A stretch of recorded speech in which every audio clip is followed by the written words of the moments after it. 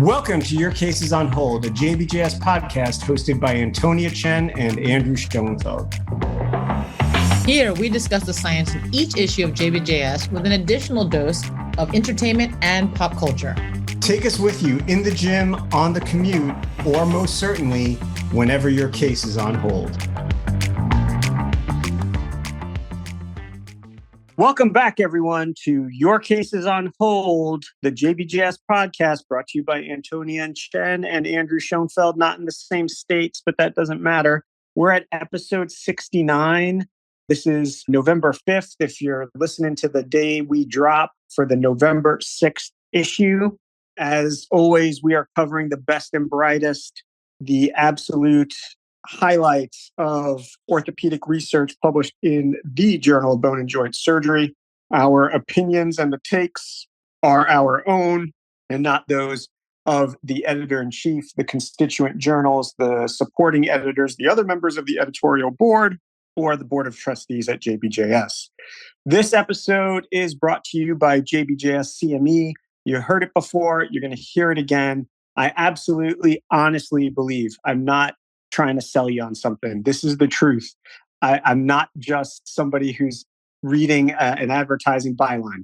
I'm a subscriber. I believe in it. JBJS CME is the absolute best one-stop shopping where you can not only have access to the cutting edge of orthopedic research, the things that are going to show up on the OITE in the future, on the part 1 and part 2 of the boards, or things you might want to use to support your part 2 of the boards, on the maintenance of certification, web-based longitudinal assessments. You can get all of that wraparound 360 services at the jbjs.org CME. So you absolutely should check it out. If you're not already using it, you're missing out.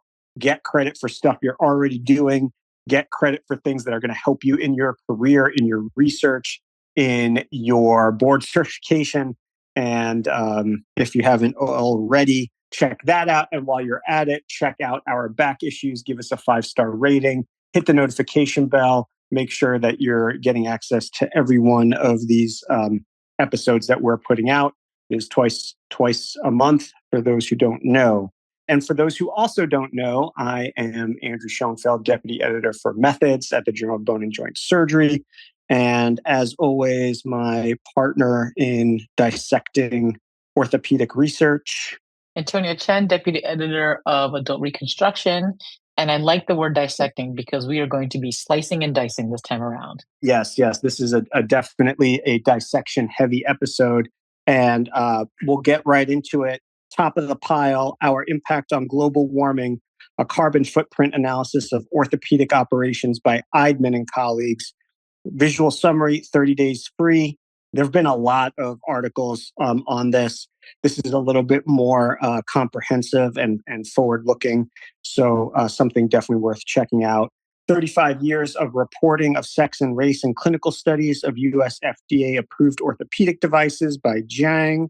Then we have patients' preferences for bone-anchored prostheses after lower extremity amputation, a 2-center discrete choice experiment in the Netherlands by Saleb, and this is permanently free. We then have delayed unions or non-unions of the distal femur, a comprehensive overview by Rodriguez Barron. My Death Education by Noland, also permanently free. What's Important? Health Literacy and Orthopedics by Lum and colleagues, permanently free. Individualized Surgeon Reports in a Statewide Registry, a Pathway to Improved Outcomes by Mesco and colleagues. Then we have a kind of a longer-term follow-up of a previously published randomized controlled trial, reverse shoulder arthroplasty is superior to plate fixation for displaced proximal humerus fractures in the elderly. 5-year follow-up of the Del-Phi randomized controlled trial by Frazier and colleagues with an infographic, also 30 days free. And then lastly, there's an obituary for Paul Francis Lakievich, MD, 1951 to 2024. Before we get into the headlines, I've just instituted a new segment called Grinding My Gears. Just allow me a second here while I set up my soapbox. And I believe, I recognize that we have a bully pulpit here, but I fully intend to use it. And what's grinding my gears in the nexus, the research nexus at this time are now the first thing I want to say is that this is a composite. So I don't want any listener to say, oh, I wrote a letter and he's talking about me, because I'm not talking about anyone in particular. I'm talking about a number of salient develops that have occurred to me or that I've observed at conferences or at various venues where this has been brought up in the last couple of weeks. But I'm seeing it enough to feel like it's a palpable undercurrent in orthopedics these days. I think it's one thing that we should be getting away from, but it still seems to persist inexplicably. So I want to speak to it. It is the open pessimism with which methodologic rigor is met in our community. Do you know what I'm talking about, Antonia? In terms of they question whether or not the methods should be rigorously scrutinized, or you tell someone that this is how it should have been done and they dismiss it? No, more the former, Okay. where there's just this sort of like it either comes up where it's presented as, oh, here we go, the methods people just here, they just have to take over every single project, or they just have to critique everything. What we are publishing here is supposed to be science, and science means that it is the methods that are driving your material work. You can't have the conclusions without the methods. So the first thing is that you start talking about methodologic things or methodologic expectations, and you start getting these eye rolls. Like you say, the work isn't hypothesis driven. And then the answer is, well, I mean, like they could figure out what the hypothesis was. Like we don't need to tell them that. We obviously, what no, we obviously don't know what the hypothesis is, You because don't read minds. it's your responsibility to tell the audience what the hypothesis is. And that's not the same. Having a hypothesis is not the same thing as hypothesis driven. And then another one, and this grinds my gears even more, is where you get like this pushback where they're like, look, we just wanted to show how our procedure or our experience is just like the best. That's all we wanted to do. We just wanted to show that what we were doing is amazing and everyone else should do it. And then here come the methods people, asking us to do all sorts of statistical analyses.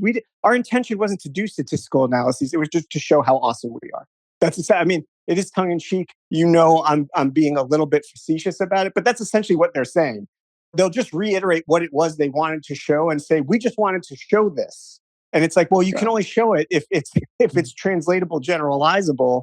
And if you're submitting the work to high impact journals, premier tier journals, top tier journals, first tier journals, and by that, I mean like the brand name publications or the leading publication in your specialty or subspecialty, and you're not providing like methodologically robust work, your expectation should not be, oh, this will get accepted.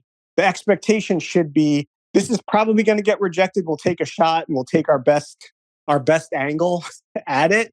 Or maybe we'll get good feedback and we'll get some good input, but it shouldn't be like this is a shoo-in to get in, and then you shouldn't be surprised when it comes back and they say like, you can't just do your last 30 cases of this procedure or your approach without, their selection bias, indication bias, restricted clinical variation, all of these things. You start mentioning them and you get this, oh, here they are, trying to scare us with their devotion to the weirdness. It's like every other discipline, this is baseline. General surgery, medicine, rheumatology, like this is just, those are the base expectations in urology. I mean, I can go on. And I don't want to make the audience's ears bleed, but I think this is something that we have a blind spot in for whatever reason in orthopedics. I don't really understand it. I'm going to put my 2 cents in here, and I completely agree with you. I think the hardest part about orthopedics is that historically our literature was based on case reports. And you look at JBJS 1986 or something like that, right? And you go to the original literature there, it started with this is what I did, and then people just grew from there, right? So here's my series of 10, here's my series of 50, here's my series of 100. And that's something hard to shed, if that makes sense, right? Like if you look at medicine and you look at the old literature, I don't think they started with some rigorous stuff just to be off the bat, right? And they, obviously went to RCTs faster than we did. And they moved away from p values faster than we did. They moved, I think, from the realm of, hey, this is what I did and anecdotal sharing to this is rigorous science. And I think making that leap is hard because a lot of what we do is like, why do I do this part of the case? Well, has there been an RCT on this part of the case? No, and there's not. So, but I still do a medial peel in my tibia because I need to get exposure, right? So not every part has been studied, and I think unfortunately that contributes to what we consider scientific evaluation.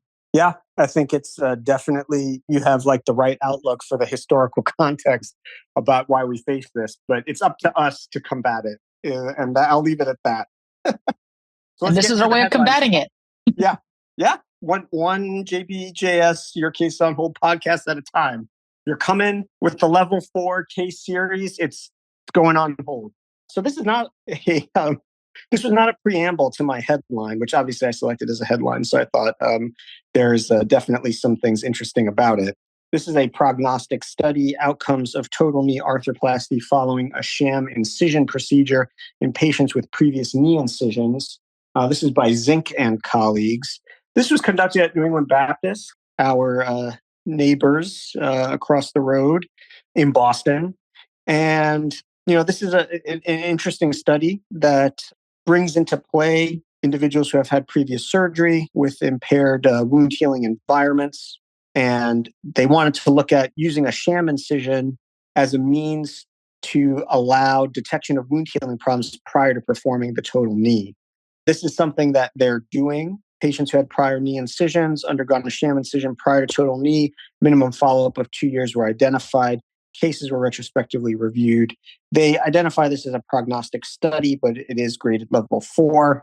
From what I read, it didn't seem like there was a selection bias. They were just doing this. They have 47 cases of 47 knees. They basically waited almost half a year following the sham incision to do, it was 21.1 weeks, range 4 to 163. No cases of skin necrosis or periprosthetic joint infection at an average follow-up of almost 5 years after the sham incision. A total of 11 patients required manipulation under anesthesia, but I don't think that's related to this at all. So, they kind of do this as an interesting way to sort of test the environment and see if they would be a problem and then adjust accordingly. It is a retrospective series. It is prone to expertise bias. It's a limited sample such that I don't think you can necessarily extrapolate the results. As we've discussed, when everything is always or everything is never, you can't really assume that it's going to translate perfectly into any other clinical environment. So the study may have been underpowered to detect rare adverse events or other problems in terms of the ability of this sham incision to effectively prognosticate the healing potential in these patients. But I think it is a challenging problem. And I think it is a unique and different approach to try and determine how this would work. I will say, just as an aside, something a best practice. They have their figure 1, which is a clinical image of a 58-year-old male with a history of previous knee incisions who underwent the sham incision, allowing detection of a dysvascular area of skin over the tibial tubercle.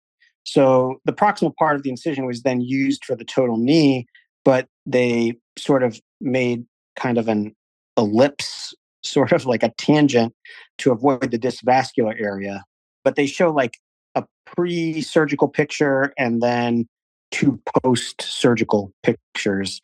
One immediately post TKA and one in follow-up, they say, but it looks like the sutures are still in.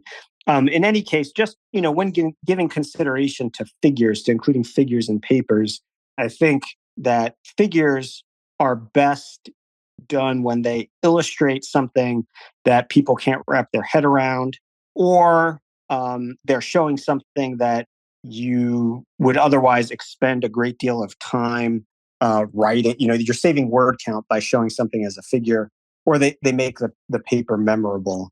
In this case, the figure doesn't really do any of those things because If you just said, like, we found this vascular area and we changed the incision, and this is obviously just one out of 47 incisions. So they modified the incisions however they saw fit. It's not necessarily speaking to the actual performance of the sham incision procedure. That's not really a critique of the article per se. There's nothing to put on hold here. The only caveat is that I thought it was a teachable moment as far as some, general guidance about consideration for figures and papers. And then if you're looking to apply this in your own practice, you may not necessarily experience the same results that they did. On hold or not on hold? No, there's nothing to put on hold, like I Yeah, said. I agree with you. I agree with you. All right, cool.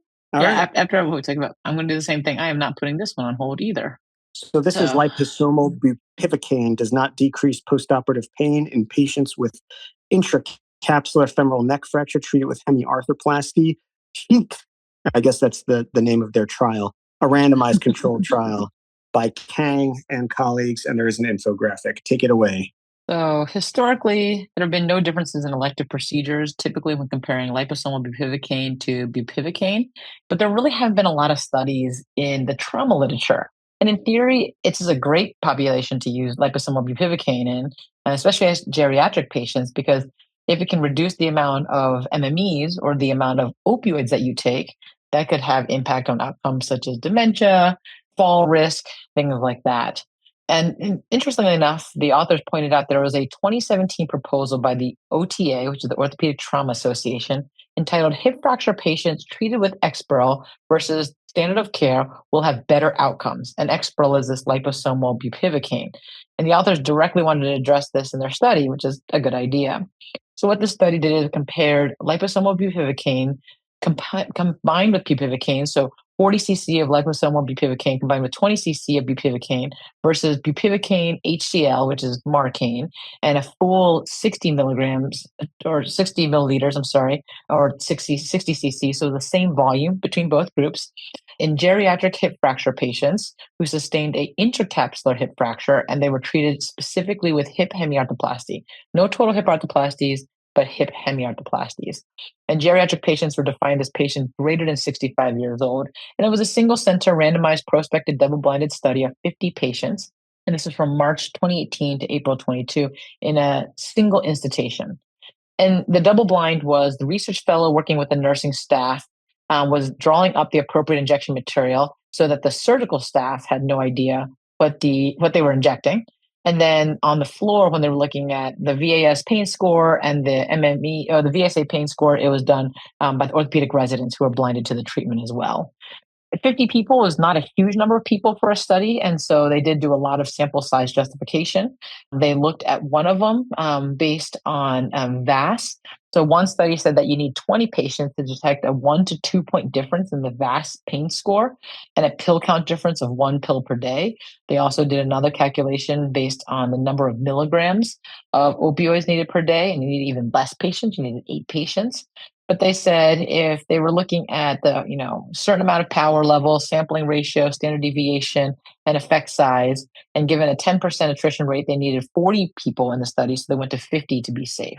Of note, they said because they included 50 patients, the study was powered to detect differences as low as 0.42 milligrams per day. Doesn't put it in the context of MME, but it was milligrams per day. One patient from the control group was excluded due to postoperative death. I think the take-home message here is the injection technique, and the manufacturer will say that you have to inject it in a certain way. I think not all of us are as meticulous in our injection methods, but just for the sake of our listeners here, and if you do hip anything, they use multiple 20 milliliter syringes with 22 gauge spinal needles. Now, the manufacturer will say 25 gauge needles, but they use 22 gauge needles in the study. They start medially and posteriorly. The capsule is injected circumferentially in 10 to 12 locations with 2 to 3 milliliters in each location while watching for the capsule to slightly swell. The posterior capsule was injected around the neck of the implant, and care was taken to ensure that the needle only penetrated the capsule to a depth of 1 to 2 centimeters to prevent sciatic or femoral nerve injury, and the remaining bupivacaine was then used to inject the abductors and tensor fascia lata. That's a lot of locations. And then they looked at total MME at 12, 24, and 48 hours postoperatively, VAS score for 4, 8, 12, 24, and 48 hours, and then time to ambulation with physical therapy as their primary outcomes, and a bunch of different secondary outcomes, including length of stay, discharge disposition, 30-day readmission, delirium, and any adverse events, or complications. This is a randomized study. There were no differences in demographics, is what you expect. And not surprisingly, I would say, because this has been borne out in other parts of literature, liposomal bupivacaine versus bupivacaine alone showed similar VAS score, similar total MME score, similar mean postoperative day of ambulation, 1.4 days in the liposomal bupivacaine versus 1.4 days. 1.1 days in the liposomal bupivacaine group versus 1.4 days in the control group. Mean post-op day of discharge was 4 days in the liposomal bupivacaine group versus 3.9 days in the control group. One patient in the liposomal bupivacaine group developed delirium at 24 hours, which resolved at 48 hours, and there were no delirium patients in the control group. So the take-home message is that both groups were very similar with regards to pain control, and it didn't really do what the hypothesis said it would, which is make patients less painful and less opioids needed if they were to use liposomal bupivacaine, which tells me that I think the take-home message is the technique. You do a good technique, you put all these medications all around to give some local pain control, it can help your patients. What I'd be really nice to see is a cost analysis. The authors do acknowledge that they don't have patient-reported outcomes, and I would like to see that as well too, because maybe there are subtle differences that this is beneficial. And the authors do acknowledge that the sample size is adequate but small. So will different things be borne out with bigger patient populations, not according to their sample size calculation? And I leave my stats editor to tell me more about that. But I think this is an interesting study and a good patient population, and shows us that liposomal bupivacaine is not the holy grail. Yeah, I mean, nothing to put on hold here as far as the RCT goes. Well done methodologically. I tell patients there are 3 reasons injections don't work. Obviously, these are not the injections that I'm dealing with. Those are spinal injections. But one is it's the wrong indication, which wouldn't play into this. 2 is technique, operator error. And 3 is, the genetic milieu or the patient's individual responsiveness, metabolism, resistance, what have you, pain perceptions. So I think in this case, technique is going to be the main driver, like you said. Let's get into the your cases on hold featurette. No discernible difference in revision rate or survivorship between posterior cruciate retaining and posterior cruciate substituting total knee arthroplasty by Kim and colleagues. This does come with a commentary, so you don't have to take it from us. This is a longer-term follow-up of a randomized study that has an astounding, I think, follow-up, like 19.5 years. Yeah, it's wild. Pretty impressive. It's pretty impressive. And, essentially they had 300 patients who underwent simultaneous bilateral total knees, something that I think the literature does not really support doing in the current climb. So this is probably something that you couldn't really repeat. I remember doing those. I hated doing those as a resident, being in on cases where it was like 2 separate teams working on the, one team on the left knee, one team on the right knee. Those are my favorite cases, Andrew. Oh my gosh. It felt like you were in the middle of like combat. There was just tissue and blood flying like everywhere. And, I hated those cases. But anyway, not really good for patients, I don't think. We don't do bilateral. Shorter operative time overall. Yes, good in operative time. Yes, that's about where it stops. Physiologic hit off the charts. But anyway, so this was an opportunity for a natural experiment where they went with a cruciate retaining and PS and CR, one in each knee essentially. And it was a consecutive series of 300 patients. Each patient received a next-gen CR flex prosthesis on one side and then an LPS flex prosthesis on the contralateral side. Mean follow-up was 18 years. The range was 17.5 to 19.5. So I misspoke to some degree. But anyway, it's still astounding as far as I'm concerned, 18-year follow-up. There were no significant differences between the next-gen CR and the LPS flex at latest follow-up with regard to the Knee Society knee scores. 93 versus 92. Womack, 19.1 for both. UCLA activity score, 6.1 for both.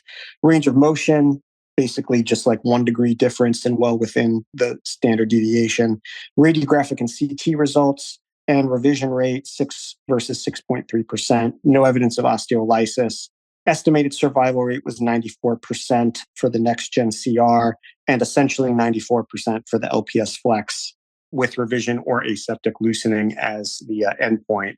I thought this was a fascinating study. The authors maintain it presents long-term clinical results endorsing CR flex or LPS flex implants produce excellent clinical and radiographic results. That seems like a little advertising spiel, but no notable clinical advantage one way or the other. They appropriately graded as therapeutic level 2. It's not a level 1 study because presumably they weren't powered to like continue this out for 18 years. And invariably there's gonna, but they had really good follow-up anyway. And at the end of the day, all those points in terms of the outcomes are right where you would want them to be to essentially say there is no discernible difference. Like everything is almost the same. And that probably has to do with the fact that, these are two knees, but they're in the same person, right? Right. And that's the variable that becomes a question, right? That will this person do well no matter what? There's anatomy considerations, there's demographic considerations, and I think we're realizing more and more as total joint surgeons, like that plays a bigger factor, expectation, all sorts of things like that, than all sorts of variables that we, put 1 degree more slope in, or do a little thing here and a little thing there. We think that makes a bigger impact, probably. Yeah, that the anticipated the factors that are driving the outcomes are probably bigger picture things that have to do with the patient who's getting them than these subtle differences in terms of like this is a custom implant versus this is cruciate retaining versus this is substituting or what have you. Totally agree. And there's different methods as to why you would use one versus the other. But as long, like for example, I would use a posterior stabilized if there was medial lateral instability. But if you're putting the wrong implant in the wrong person, they're not going to do well. But you're assuming that you could do either one here, then the metrics that they're using, while good and what they have available, because this is very long follow up, doesn't really underscore to things like if you're going to cut the box out, that's going to be bone loss. Like, is that a problem? That those sorts of things that you don't really get from the subtleties of evaluating these things. You're basically saying, has it been revised? No. Has it done well? Yes. And if it's the right type of demographic patient, to your point, or it's appropriate that you have either one of them, then they'll do fine. All right. So definitely, really just a lot of kudos to Dr. Kim and their team. Nothing to go on hold here this week. The case is green, ready to go. And maybe your case is ready to go. We're kind of running out of time here, so we're going to work through the honorable mentions. Outcomes of obese patients undergoing primary total knee arthroplasty, trends over 30 years by Uvodich and colleagues.